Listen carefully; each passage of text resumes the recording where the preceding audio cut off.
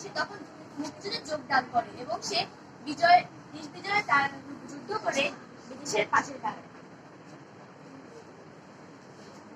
আমি স্বাধীনতার অনুভূতি নিয়ে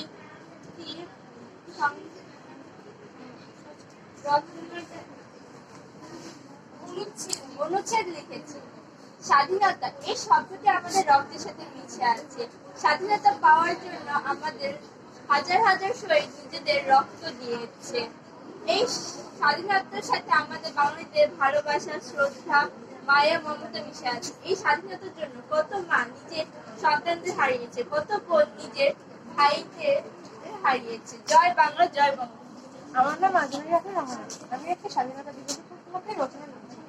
বাংলাদেশের স্বাধীনতা ও জাতীয় দিবস 26শে মার্চ। বাঙালি জাতির জীবনে এই দিনটি অত্যন্ত গৌরবময় ও তাৎপর্যপূর্ণ। 1947 সালে দেশ ভাগের পর স্বৈরাচারী পশ্চিম পাকিস্তানের শাসক পূর্ব পাকিস্তানের সাধারণ মানুষের শোষণ ও বঞ্চিত